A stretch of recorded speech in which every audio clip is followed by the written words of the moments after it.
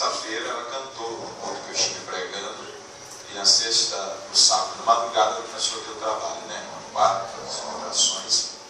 E aí, 6 da manhã, 7 horas, fomos ao hospital e ela foi o dia inteiro, né, naquela luta.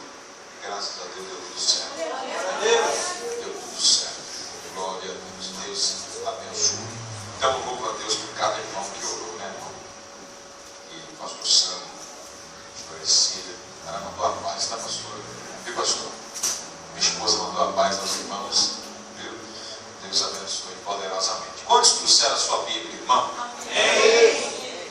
Por gentileza, abra aí, livro de Neemias, capítulo de número 4, versículo de número 2 ao versículo 1 ao versículo número 3. 1 ou 3. Glórias ao Senhor.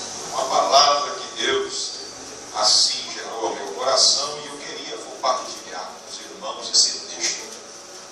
Né? Livro de Neemias, capítulo de número 4, versículo 1 até o versículo número 3. Apenas 3 versículos, para que nós venhamos fazer esta leitura. Glória a Deus. Amém? Diz-nos assim então o texto. E sucedeu que, ouvindo Sambalate, que edificávamos o muro, ardeu em ira e se indignou muito, e escarneceu dos judeus, e falou na presença dos seus irmãos e do exército de Samaria, diz: que fazem estes fracos judeus? Permite-se-lhe-á isso? Sacrificarão? Acabaloão um só dia? Vivificarão nos montões do pó as pedras que foram queimadas? E estava com ele Tobias o amonita, e disse, ainda que edifiquem, vindo uma raposa derrubará facilmente o seu muro de pedra. Amém, irmãos? Amém. Se aceite, por favor. Glória a Deus. Glória a Deus. Meus queridos e amados irmãos, o Senhor colocou nesta noite esta palavra para que de uma forma bastante simples aqui possamos aqui expressá-la aqui ao seu entendimento, para que a sua compreensão possa ser bastante notória nesta noite.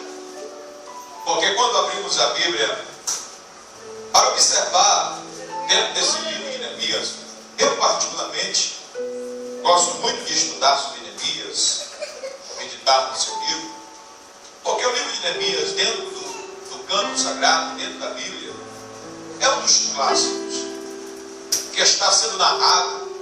É uma das histórias mais interessantes de nós observarmos, porque Neemias ele aparece no cenário histórico diante de uma catástrofe que a nação de Israel, propriamente Judá, havia sofrido. Todos sabem que a nação de Israel foi e sempre será uma nação eleita, uma nação escolhida, uma nação que estava sob o domínio de Deus. Você tem visto os noticiários sobre essa guerra que houve ali entre a parte de Gaza e os israelitas, o povo de Israel, e você viu que enquanto morriam 1000 do lado palestino, só havia morrido 1 do lado de Israel, 1 que era civil, os outros 39 que eram soldados. Então você vê que Deus até o dia de hoje ainda guarda Israel. Então quando nós observamos essa história bíblica, nós vemos que a nação de Israel sempre foi uma nação que Deus teve um olhar diferente, um carinho especial. E a Bíblia diz que a nação de Israel nunca compreendeu e nunca correspondeu a Deus com esse cuidado imenso. E nós vemos que o povo que outrora adorava a Deus começou a adorar a Deus.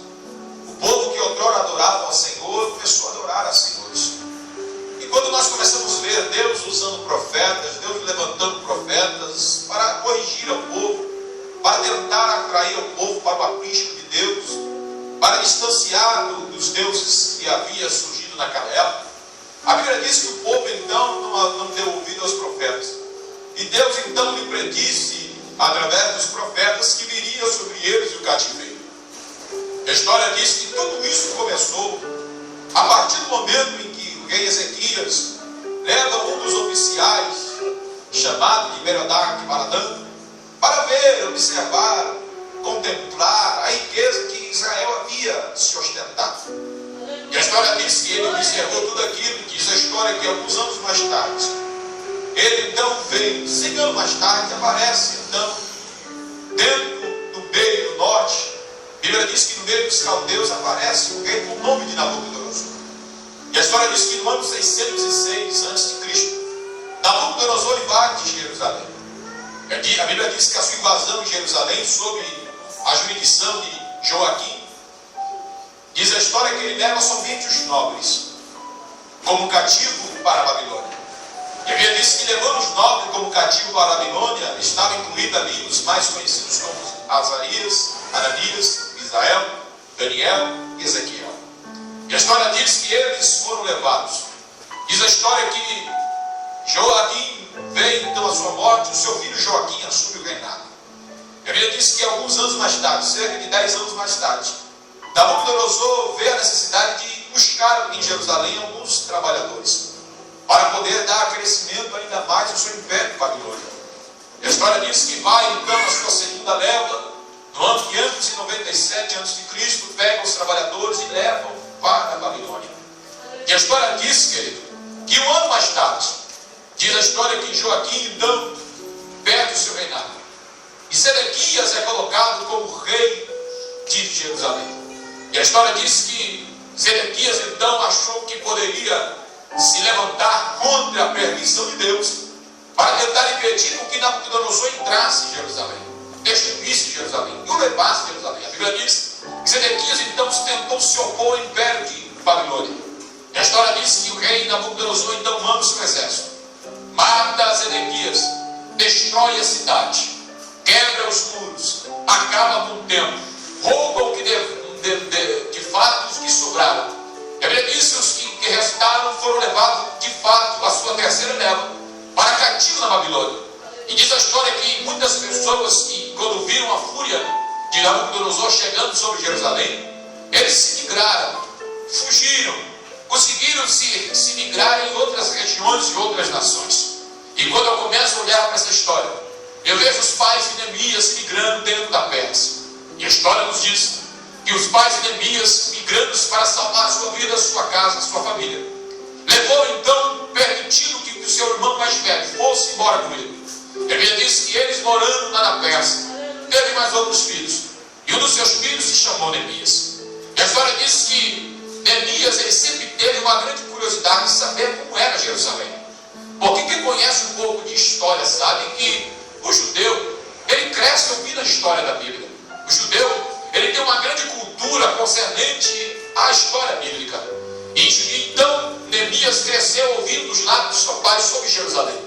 E eu tenho certeza que seu pai, para não decepcionar os sonhos daquele menino, seu pai então começava a contar as histórias de glória de Jerusalém. Começou a contar as histórias das glórias de Davi. Começou a contar a eles as histórias das glórias de Salomão. Começou a contar a eles a glória do templo que havia sido construído por Salomão. Pelo apogeu, pela glória que Jerusalém até então ostentava naquela época. E a história diz que a curiosidade de Neemias foi aumentando. O desejo de Neemias foi aumentando de poder um dia adentrar pelas portas tão famosas de Jerusalém e ver aquela glória que ele então havia simplesmente caracterizado ou fixado em seu coração pelas histórias que seu pai assim contava. E a história diz que Neemias foi crescendo, Neemias foi se formando, Neemias se tornou homem. E aqui diz que Neemias agora recebe uma oferta para trabalhar dentro do palácio do rei Artaxerxes. E a história diz que Neemias então ele era levado para trabalhar. E o cargo que Neemias lhe é oferecido era de copeiro. Sabemos que ser copeiro do rei era um dos serviços, um dos cargos mais importantes que havia dentro da corte real. Porque a história nos diz que o copeiro ele tinha a responsabilidade de poder proteger ao rei através das bebidas que seriam ingeridas, dos alimentos que seriam comidos. E a história diz que Neemias, então, por ser um copeiro, Muitas das vezes o copeiro ele vivia mais com o rei do que a própria rainha, porque as viagens do copeiro o acompanhavam. Em outros lugares onde o rei ia fazer as suas reuniões, o rei então sempre levava o seu copeiro. Então Neemias sabia que para poder sair daquela região, sair de Suzã, sair da fortaleza e poder dar um pulinho em Jerusalém, seria uma tarefa bastante difícil, seria uma tarefa bastante impossível.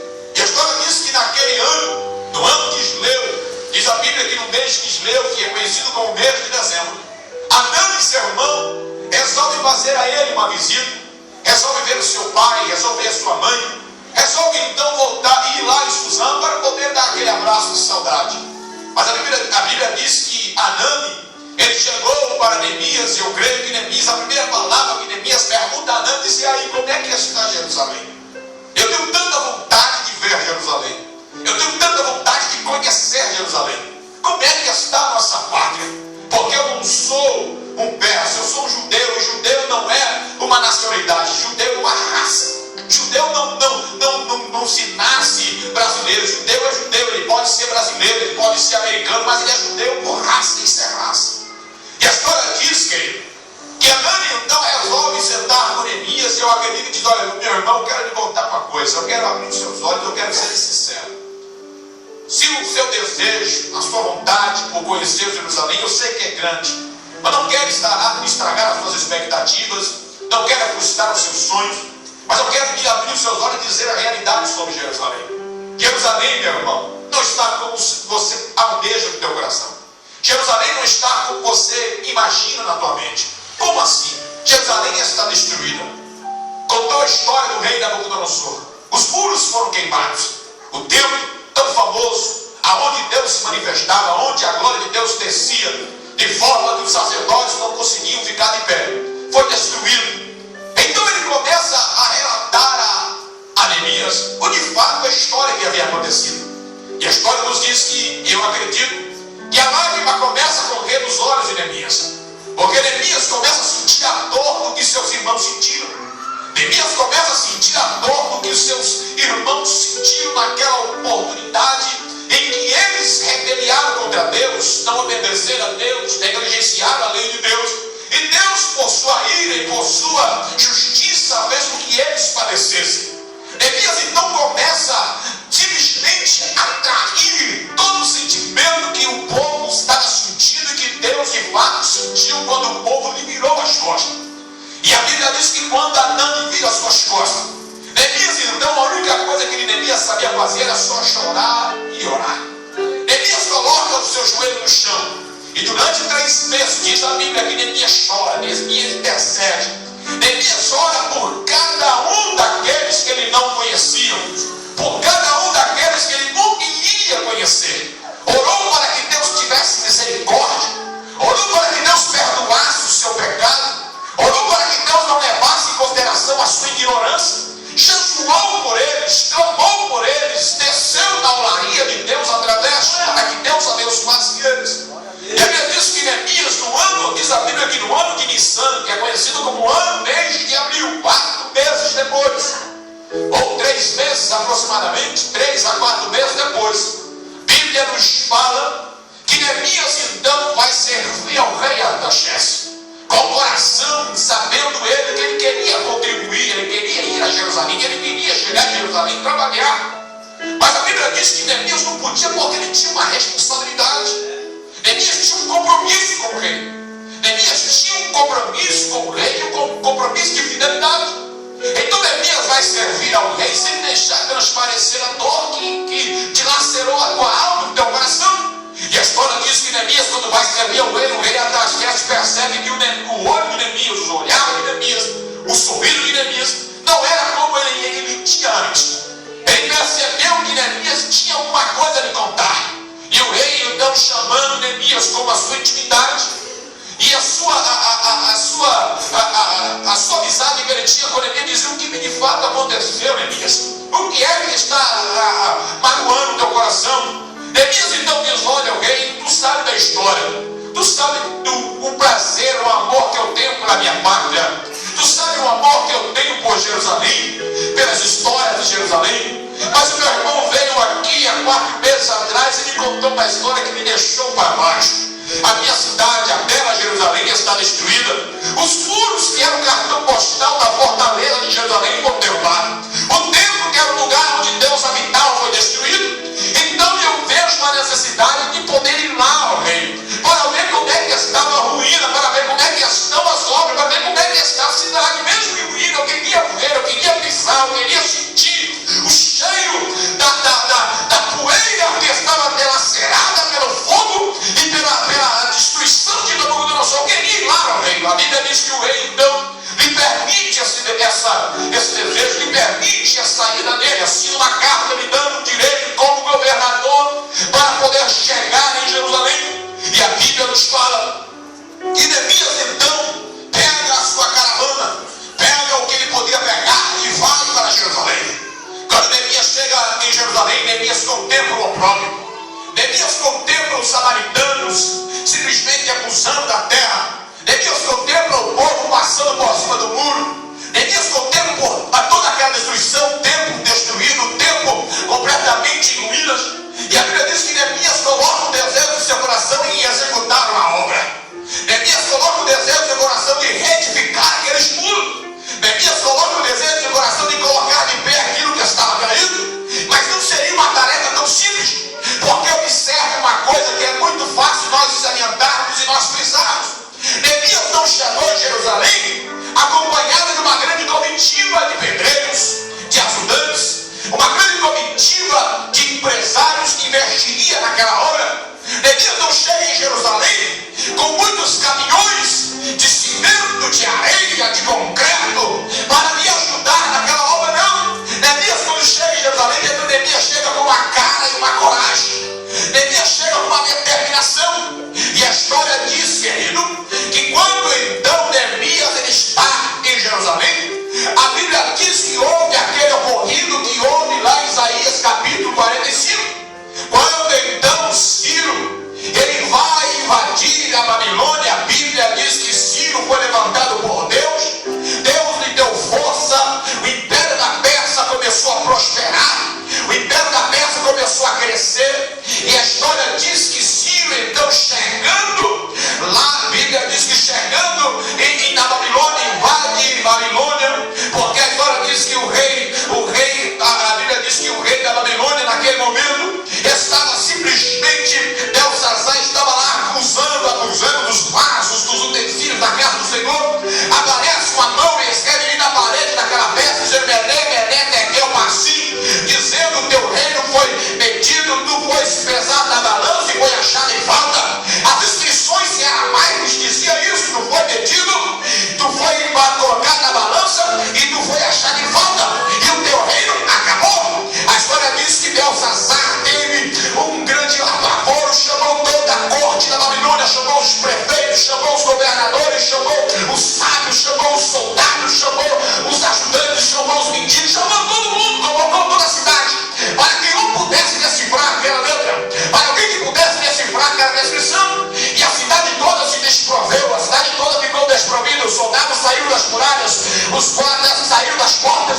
E a Bíblia diz que então, quando o Ciro rodeia a Babilônia, a Bíblia nos fala que ele invade a Babilônia, as portas estavam somente encostadas, e a Bíblia diz que ele vai e mata Belsazar. Então Ciro, para conquistar, matou os babilônios, e Ciro percebe que havia um grupo de judeus que estava com pergaminho na mão, e esse pergaminho na mão havia a inscrição de 200 anos atrás, Isaías havia profetizado sobre Ciro. E quando Ciro pega aquele pergaminho escrito em hebraico, ele começa a ler aquilo, pede que alguém lhe decifrasse, porque ele não tinha a leitura sobre hebraico, somente sobre siriaco. E a história diz que ele começa a ler aquilo, alguém começa a interpretar, e ele entende que ele tinha que fazer uma boa ação, levar o povo de volta para Jerusalém. E a história diz que essa volta para Jerusalém foi através de 3 etapas. A primeira etapa foi através de Zorobabel. Zorobabel levou o povo para simplesmente ajudar na reconstrução do templo. A Bíblia diz que a segunda leva foi sob a liderança de Esdra. Esdra levou o povo, porque o povo havia crescido na Babilônia e não tinha nenhum conhecimento sobre a lei. A Bíblia diz que a terceira leva que foi levado para Jerusalém foi através de Neemias, porque Neemias pediu que importasse eles, porque eles precisavam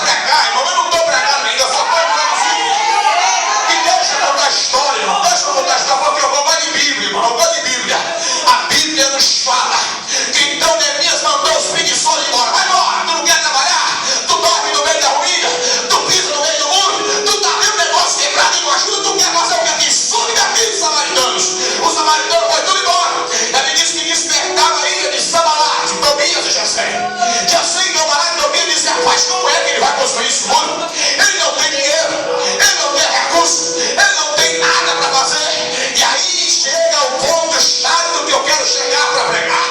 Aqui no capítulo 4, a reunião que a Bíblia diz que Sanbalat faz.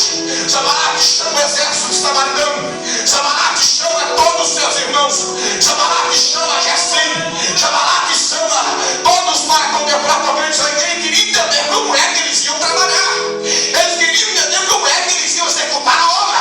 Eles queriam saber como é que eles iam crescer. Porque não tinha condições de crescimento. Mas, irmão, entenda uma coisa. Como é que vai ser feito? Não importa nós, importa Deus. Deus, ele faz do jeito que ele quer. Deus levanta quem ele quer. Deus usa quem ele quer. Deus paga na vida que ele quer. Se aprove Deus nessa noite mudar a história, quem sou eu para impedir? Se aprove a Deus trabalhando na tua vida, irmão, é só da glória, porque vai acontecer o milagre.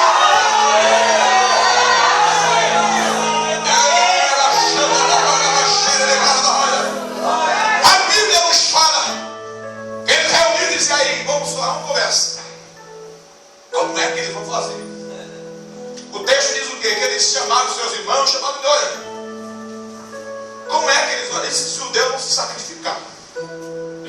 Porque como é que eles vão levantar o muro?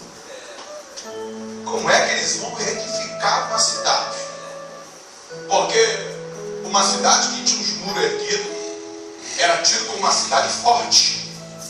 E uma cidade que tinha os muros quebrados era tido como uma cidade fraca. Então a preocupação de Neemias em levantar os muros era que Jerusalém fosse vista como uma cidade fortalecida, como uma cidade forte. Então a construção do muro deu início através de Neemias para que Jerusalém se tornasse uma nação como era outrora, uma nação fortificada. Porque o muro, simbolicamente, simbolizava a proteção de Deus. Tudo bem que Deus não precisa de muro para trabalhar, para proteger, não. Mas ali simbolizava uma proteção, uma barreira, um impedimento. Porque você tem portão na sua casa, não é para alguém entrar ou invadir. Não, é simplesmente uma barreira para que ninguém intruso entre. Obviamente que você vê tantos metros aí que a pessoa consegue entrar com tantas tecnologias, mas entra. Mas isso se torna uma barreira. Então o muro, simbolicamente, simbolizaria uma barreira dos inimigos. Não pode adentrar Jerusalém porque ela está murada. Então os inimigos disseram como é que eles vão construir, como é que eles vão erguer, como é que eles vão fazer tal obra. Eles vão se acabar no dia. Os judeus que eles trouxeram, tudo magrinho, olha aí, tudo está somente os cassinos nutridos, tudo magro. Veio uma viagem longa da Babilônia, sem saber pegar uma enxada, sem saber pegar uma pedra, não sabem falar nada, não conhecem nada de lei. Esses judeus que vieram aí, nasceram nem aqui, nasceram lá. Eles vão conseguir trabalhar. Irmão, Deus muitas das vezes surpreende a mente do homem. Porque Deus, ele gosta de fazer assim. Deus, ele gosta de trabalhar. Eu vou dizer uma verdade para o Senhor entender uma coisa. Quando o Espírito Santo levou Jesus ao deserto, foi o Espírito Santo que levou. O Espírito Santo que pegou Jesus diz, veio ao deserto. O Espírito dele, Jesus foi. E a Bíblia diz que o diabo pegou Jesus e levou a um topo. Então uma realidade é vista nesse contexto, dizendo que nem todo mundo que está no topo foi Deus que levou. Nem todo mundo que chegou ao topo foi Deus que colocou ele. Nem todo mundo que chegou no topo porque foi Deus que levou ele. Como muitas vezes o diabo leva, sabe para quê? Para te jogar lá de cima, para acabar com a tua vida, para acabar com o teu ministério, para acabar com a tua revolução. Então é melhor nós ficarmos na área intermediária, mas ficarmos crentes, cheios de Deus, cheios da graça, cheios do poder de Deus, casado com a mesma mulher, pai de filhos, responsável com a família. É preciso nós ficarmos debaixo da vontade de Deus.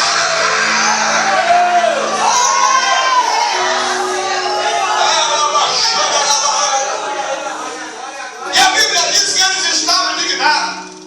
Chegaram a ponto de dizer como é que eles vão vivificar nos montões as pedras que foram queimadas. Porque as pedras de Jerusalém foram queimadas.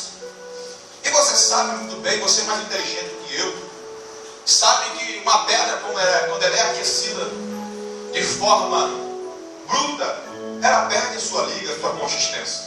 Se você pega uma pedra, uma brita, e põe na fogueira, e depois que a fogueira se apagar, você pega aquela brita e você percebe que a sua resistência ela se minou, você consegue esfarelar ela com facilidade. Outrora você não esfarelaria. Então todo mundo sabia que as pedras que Neemias iria utilizar para construir os muros eram pedras que não aguentariam o peso do muro. É por isso que Gessém dizendo, concluindo a conversa, dizendo, olha, eles vão construir o muro e vai passar uma raposa do lado e o muro vai cair. Ou seja, uma raposa é um animalzinho leve, que o vento da raposa passando, correndo ligeiro ao redor do muro, vai fazer com que o muro desestabilize e caia. Mas aí que está a questão e o contexto inteiro da mensagem que eu quero pregar a partir de agora. Deus, quando Ele escolhe o homem, Deus não escolhe porque Ele é. Deus escolhe para Ele ser. Deus, quando escolhe o homem, Deus não pega o homem porque Ele é bom. Não, Deus pega o homem para fazer Ele bom na terra. Porque quando eles simplesmente olharam como que eles vão vivificar nos montões, pastora, as pedras que foram queimadas. Você sabia que hoje nós estamos sendo simplesmente discipulados a uma sociedade socialista, aonde você sabe que hoje em dia um dos métodos mais fáceis de socializar é a reciclagem. Você tem que reciclar, você tem que separar o metal do plástico, do papel, do orgânico. Sim, é um método bastante louvável de se viver. Mas você sabia que a reciclagem não foi o homem que criou? Você sabia que não foi o homem que criou a reciclagem? Não, foi Deus. Como assim? Não me explique, vou te explicar. O diabo pegou o homem, usou o homem, abusou do homem, fez o homem que ele fez. Quando ele não queria mais saber do homem, o que queria fazer?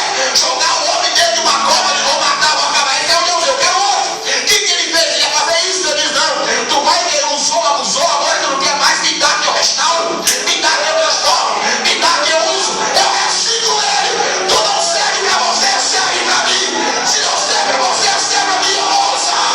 Vou mandar a dignidade, eu vou usar a sua vida, eu vou abençoar a sua casa, porque sou Deus. Só quem acredita nisso, levante a mão.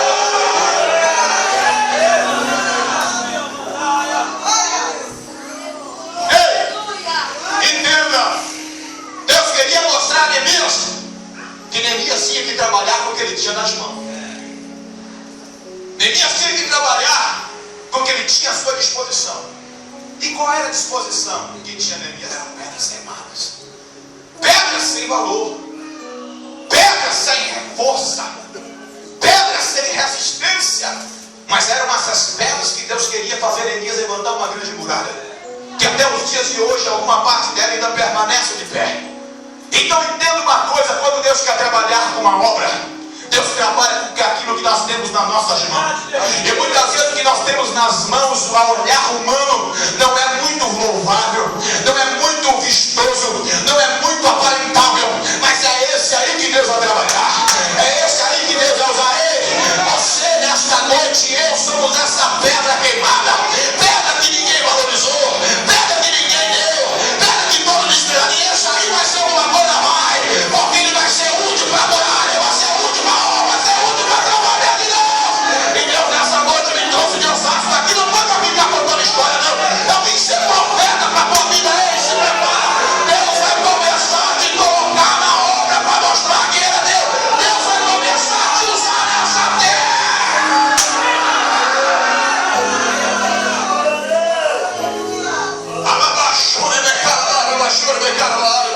Pode não te dar nada, pode não te dizer nada, pode te olhar e não te dizer: esse aí não vai nada, não vai longe, não vai ter sucesso. Mas o meu Deus, Ele sabe trabalhar com pedra queimada. O meu Deus, Ele sabe edificar uma pedra que está queimada.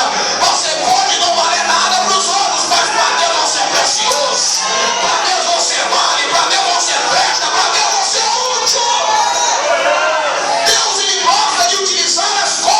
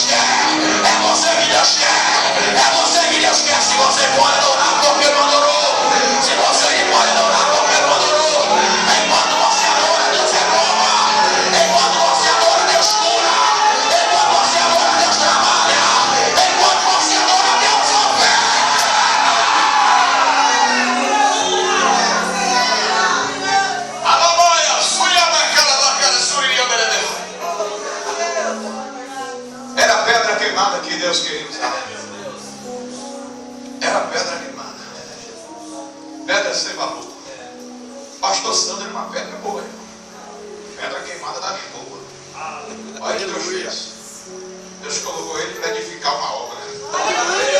A olhar do humano não quer dar certo, mas está dando por quê? Porque é Deus que está. Porque entenda uma coisa que eles não entenderam. O segredo da estrutura daquele muro não era as pedras. O segredo da estrutura daquele muro não era a massa. O segredo da estrutura daquele muro não era como? Não era a perfeição dos colocamentos das vigas, não. Era a estrutura do muro. É o que estava sustentando o muro. É o que iria suportar o peso do muro. Eu não posso suportar, mas ele pode. Eu não posso aguentar, mas ele aguenta. Eu não posso dar direção, mas ele dá. Se as pedras que fossem colocadas na base fossem pedra queimada, ela não queimaria, racharia, quebraria. Mas Deus entendeu que a base teria que ser uma base sólida, fortificada. E essa base é Deus. Enquanto Deus tiver como a nossa fortaleza, você não cai, você não retrocede, você não perde a sua vitória. Sabe por quê? Porque Deus não entra na peleja para perder. Se Deus entrou na peleja, porque vai ter vitória.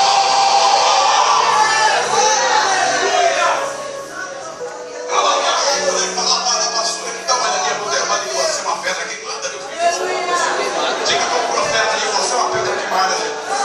É você que Deus quer usar. É você que Deus quer usar. É você que Deus quer usar. Ei, Sambalat domina os inimigos da obra. Os inimigos da reunião vão ficar tudo com a cara de ué. Mas como é essa cara de ué? Me explica. Como é que deu certo o negócio? Como é que Deus levantou? Como é que Deus está abençoando? Como é que Deus está prosperando? Eu não sei. Mas se Deus está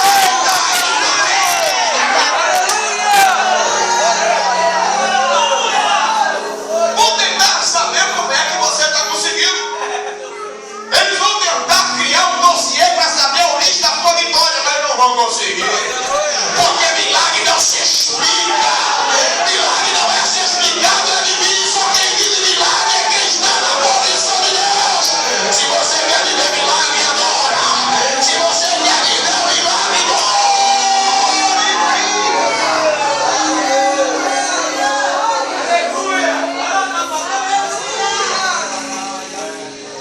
Essa pedra que Deus vai usar será a pedra da discórdia de muitos invejosos. Porque quando Sambalat, Tobias e Gesem começaram a ver a obra ser executada, eles ficaram demoniados. Porque os infelizes não tinham coragem e nem raspar um pouquinho a terra, nem nada, não tinha coragem de fazer nada. Sabe aqueles encoxos? Sabe aqueles preguiçosos, aquele sanguessuga que ele quer ganhar nome nas suas costas? Que ele quer ganhar moral em cima de você? Que ele quer que seu trabalho seja feito para poder, ou para simplesmente disfarçar o trabalho dele? Ele quer, sabe como que é? Ele quer colar em você, ele quer encostar porque ele sabe que a bênção está em você. Ele sabe que a bênção está na tua vida. Mas quando você se sobressai, porque às vezes o crente é bênção até certo ponto, porque a Bíblia diz dizendo que quando você é apanhado de uma face, você dá outra face, não é literalmente que você tem que tomar 2 tapas, não, irmão, entenda. Não é porque você tomou um tapa do lado esquerdo, você tem que tomar um tapa do lado direito. Não, o crente não apanha 2 vezes. A expressão dada ao Deus dizendo você tomar um tapa na face e da outra, quer dizer o quê? Esteja a mesma postura que você teve no primeiro tapa, ou seja, não reaja, entregue na mão de Deus. Mas eu vou dizer uma coisa, não vai ter necessidade de bater a segunda vez, porque é crente se é humilhado uma vez, a segunda não vê, se humilha. Essa pode ser a segunda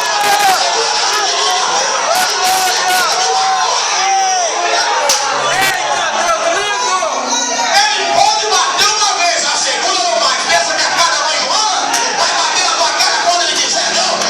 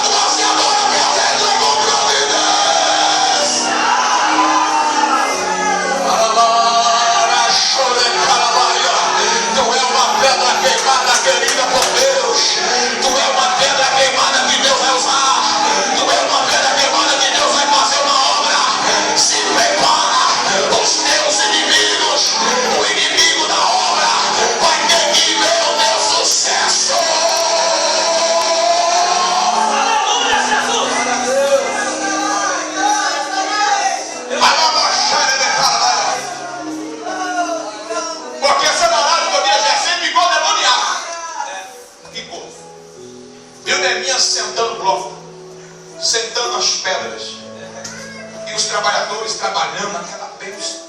Trabalham numa união, né? Trabalho na união sempre vai crescer. Começando a crescer o crescimento, até que eles não aguentaram. Chegou Neemias, ei! Neemias, desce aqui que eu preciso falar com você.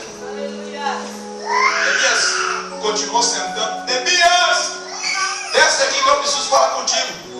Neemias nem deu luxo de descer. Ele, ó, manda dizer a ele que eu estou fazendo uma grande obra. E a obra que eu estou fazendo não posso parar por qualquer coisa. A obra que eu estou fazendo não pode ser interrompida por conversa. A obra que eu estou fazendo não pode ser interrompida por uma fofoca inventada pelo diabo. A obra que eu estou fazendo não pode ser interrompida por uma criatura de Satanás. A obra que eu estou fazendo não pode ser interrompida por qualquer simplesmente momento útil, não. Eu quero dizer, manda aí, quero dizer a ele que eu estou fazendo uma grande obra de forma que ela possa fazer. Continue fazendo a obra. Deixa ele morder o dedo, deixa ele morder o cotovelo, deixa morder a língua, deixa ele rasgar o veneno.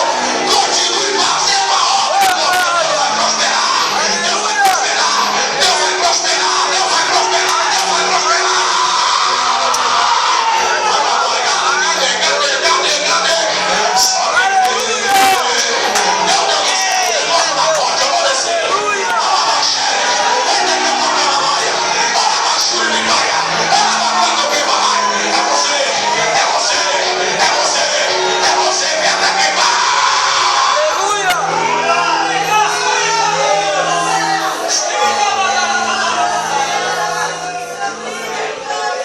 Vamos ficar tudo demoniado. Vamos. Porque quando tu andava de Fusca, não sei se ninguém veio de Fusca aí, me perdoa, desde já. Porque você sabe que quem anda de Fusca, nem que passa o melhor perfume, nunca chega cheiroso na igreja. Só chega cheirando na gasolina. E quem estiver andando de Fusca, sempre vai dizer que você está na prova, né? Vai te ter como alguém provado, fez alguma coisa para merecer aquilo. É o que o povo diz, é o que o povo fala. Então toda vez que você estiver andando de Fusca por aí, e a estourar a correr, você pegar o cartaz do sapato, amarrar para poder fazer o trem. Fusca é o carro da bonito gambiarra. E quem vive de gambiarra, Deus não gosta de gambiarra. Você sabe. Verdade. Deus gosta das coisas certas. Gambiarra não é com Deus. Então Deus, o que Deus faz? Deus te tira do Fusca e te dá um Corolla. Glória a Deus. Escute aqui como você dá um Corolla. Aí as pessoas vão te ter como metido. Vão te ter como orgulhoso. Você fecha o vidro, que nem diz um amigo meu de Salvador, para você vir para a igreja e não assanhar o cabelo. E você vem para a igreja no ar-condicionado. E às vezes a pessoa te vê, assobia, não te escuta, vai dizer, você quando andava de Fusca, tinha como não ver, né? Tinha como. Né? E aí quando você começa a andar de Corolla, não quer mais dar carona, você não viu, foi inocente, passou, não conseguiu enxergar, porque o sofriu, né? Não lhe deu direito, não dizer que você está orgulhoso. Aí eu te faço uma pergunta. Você prefere ser o quê? Orgulhoso ou viver na prova? Você prefere ter tido como alguém que está sendo provado andando de Fusca? Ou alguém como orgulhoso andando de Corolla?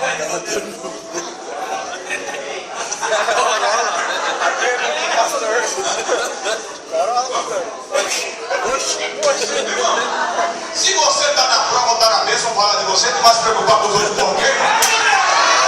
Se você está andando bem, porque eu costumo dizer, quando ele te vê na fila do mercado, nasceu comprando picanha, vai dizer, vai fazer churrasco e não me convidou. Quando tu está na fila do mercado, para aquela bandeja de ouro, ele não quis dizer que não convidou para comer a chamada, né? Não te convidou para comer ovo mexido, ovo cozido, ovo frito. Mas quando tu está comprando picanha, vai dizer que você não convidou para o churrasco. Ei, irmão, abre o teu olho e sua boca. Deixa falar, deixa de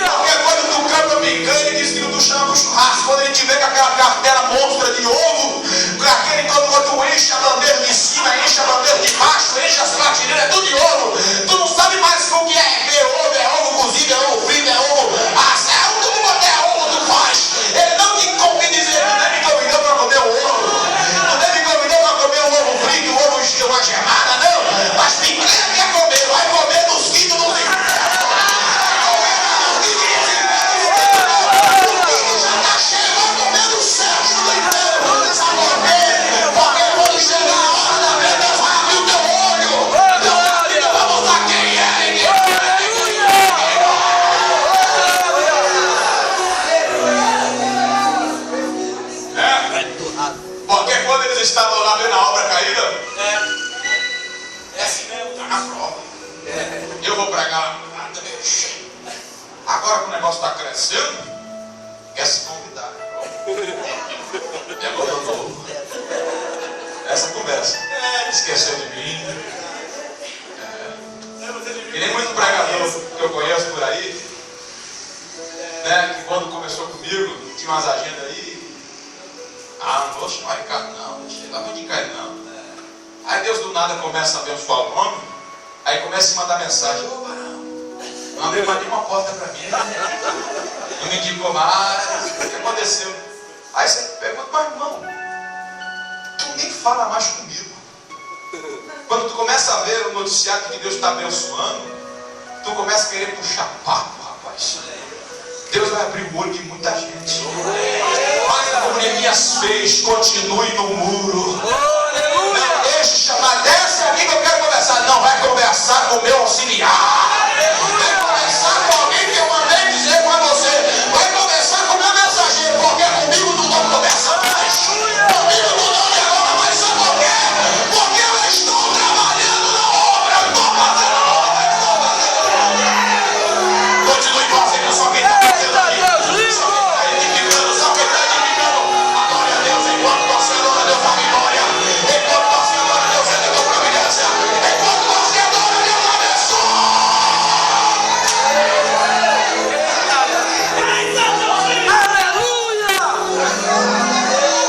É assim a vida. Neemias é um exemplo para nós nos seguir. Que muitas das vezes Deus precisa trazer gente de fora para ajudar na obra, porque os de dentro não querem fazer. Me desculpe a franqueza, irmão. Desculpe a franqueza. Porque Neemias precisou mandar trazer os que estavam na Babilônia para vir para trabalhar na obra. Porque os que estavam dentro, de braços cruzados, para ver o que há de lá. Vamos ver até onde vai. Vamos ver até onde ele chega. Aí Deus começa a trazer trabalhador, fica tudo com inveja. Esqueci que menino me ajuda, eu estou tanto tempo na obra, estou tanto tempo na casa e nada. Irmão, abre o teu olho e faça o trabalho. A obra está na tua frente, tem lugar para todo mundo. Se você não prega, serve água. Se você não serve água, serve ceia. Se você não serve ceia, tira oferta. Se você não senta no culto, senta na porta. Se você não senta na porta, tem todo mundo que trabalha. Cuide de criança, mata com bagulho. Tem trabalho para todo mundo na igreja. Santifica Jesus. Tem trabalho para todo mundo. É só você executar. Eu estou pregando aqui, irmão. Tem muita gente que nesta noite Deus me trouxe para dizer que Deus vai mudar a tua história. Essa pedra queimada aqui é você. Vai ser pedra de muita utilidade na obra. Deus está pegando você hoje para trabalhar na terra. Porque quando o garimpeiro ele garimpa uma pedra preciosa, principalmente um metal valioso como o ouro, quando é extraído do interior da terra, ele é extraído e só quem conhece sabe que é ouro, porque ele não tem valor. Aparentemente, obviamente que tem, mas porque ele é muito sujo, escuro. E quando ele conhece, trabalha com aquilo, ele sabe que uma pedra é valiosa, um metal valioso, o que ele faz? Ele pega, leva ao fogo e mistura com mercúrio. O mercúrio tirará a impureza para lhe trazer o brilho. E muitas vezes esse mercúrio é o Espírito Santo. Ele precisa entrar na nossa vida para tirar as impurezas, para que o brilho de Cristo apareça. Então se prepare, porque o mercúrio chamado Espírito Santo ele está entrando hoje nesta fornalha para poder lhe dar o brilho necessário. Tu vai brilhar sem ajuda de ninguém, porque ele vai brilhar na tua vida. Tu vai brilhar sem ninguém te indicar, porque ele vai ser o brilho da tua vida.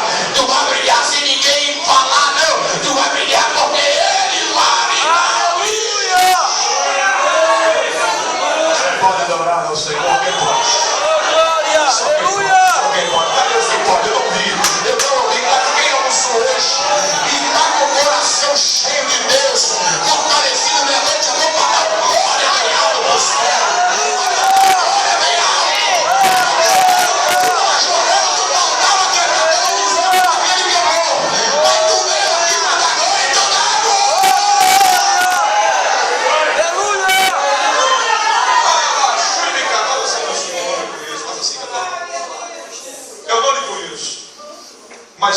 enquanto eu pregava, dizia: diga para ele que eu estou entrando numa grande prova. Eu não te conheço, mas eu vejo muitas portas sendo abertas. E essas portas que estão sendo abertas, vai ser portas para você escolher a melhor, porque vai ser e é tempo de honra. E Deus me mostrava tu não trabalhando para o homem, trabalhando para você. Porque eu vi diante de você uma empresa aberta. Porque Deus te deu um talento nas suas mãos. Tu sabe que esse talento é valioso. Então tu está passando prova para o homem porque Deus está abrindo as portas para ti, porque Ele vai te prosperar. Porque tu é uma pedra queimada que Deus vai honrar na terra. E Deus nessa noite Ele te renova e te diz: prepara-te, porque chegou um novo tempo de Deus na tua vida. Assim diz o Senhor. Só quem crê na noite amada, adore a Ele aí, adore a Ele aí, adore a Ele aí, adore a Ele. Aleluia! Levante, minha irmã, por favor. Minha filha, eu estava pregando, eu dizia: não preocupe-se, porque Deus está no controle. Glória a Deus! Eu pregava e Deus dizia: estou entrando na tua casa, e no meio dos teus lugares. E daquele que tu tem tanta preocupação, Deus fala: eu estou com as minhas mãos. E diz Deus assim para ti: eu sei o quarto. Porque tem uma grande promessa.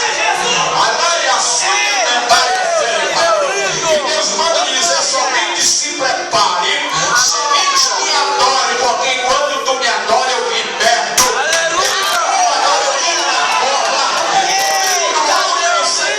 Da mulher maligna. Sabe por quê? Porque eu sou Deus e promessa na tua vida.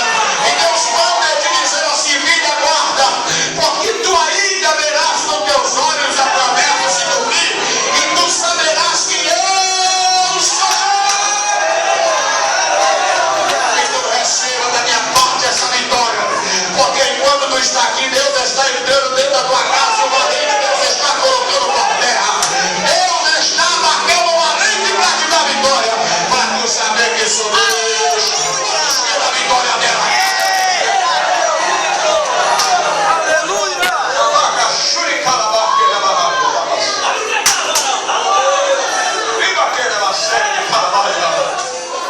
Deus é Deus de milagre.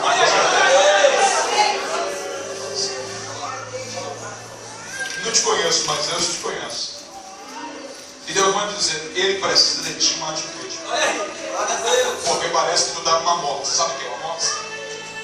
Sabe o que é moça? Moça é algo que aperta. Vai girando e vai apertando. Vai apertando até quando não dá mais. E essa morte é as mãos de Deus. E tu está no meio dela. E tu não está entendendo, mas Deus está apertando. Tu está tentando fugir, mas Deus está apertando. Deus vai tirando algumas coisas da tua vida, mas que você não está entendendo. Deus está apertando. Alguém que você tanto gosta vai embora, Deus está apertando. E Deus pode dizer: filho, enquanto tu não tomar uma decisão, essa porta não vai parar de apertar. Quando tu tomar a decisão, essa porta vai se abrir. Tudo que foi vai voltar. Tudo que tirou, Deus vai devolver. Tudo que tirou, Deus vai restaurar. Sabe por quê? Porque Deus tem promessa na tua vida. Mas Deus trouxe você aqui porque Ele tem algo na tua vida. Ei, já era para tu ter descido a sepultura há muito tempo, mas Deus te colocou porque Ele tem promessa. E quando tu saber que é Deus que vai contigo, Ele te renova hoje. Porque eu vejo na tua boca um cântico de louvor. Deus me chamou para louvar o nome dele. Porque quando tu louva, parece que Deus abre o céu e algo acontece. Mesmo na tua simplicidade, mas Deus me usa porque Deus tem plano. E manda dizer: somente ouve a minha voz e segue os meus passos, que eu mudarei a tua história. E digo assim para ti: não se preocupe, porque Deus cuida de você. E eu olho para ti, eu vejo uma porta de emprego aberta para ti. E uma porta boa. Deus vai te colocar no lugar bom. E está como sinal que Deus é Deus na tua vida. Toma posse. Você crê? Eu creio, você crê? Eu creio, você crê?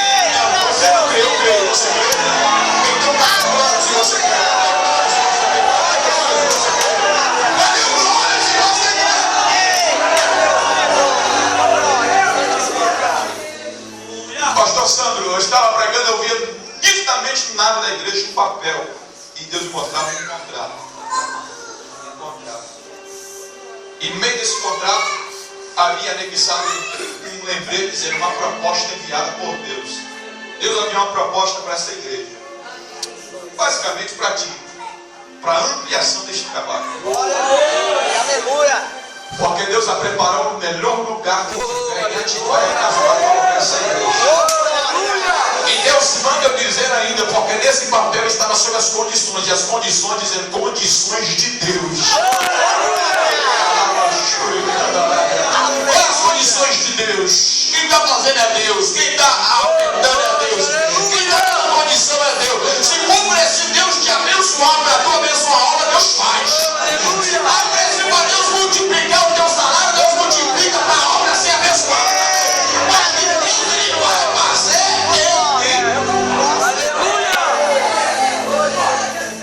não espera Deus fazer por você, passa para ele antes. Passa. Porque quando eu vi esse contrato assinado, carimbado por Deus, eu vi essa obra se alargando, tanto para os lados como para frente. E Deus dizia ao meu coração, dizia, diga para o meu povo que eu vou fazer esse trabalho crescer. Vai sair deste salão, diz o Senhor. Vai sair deste lugar, diz o Senhor. Porque é projeto de Deus. Quem crê nisso? Não, você não está crendo. Quem crê nisso? Desse jeito não. Quem está crendo, irmão? Só quem está crendo.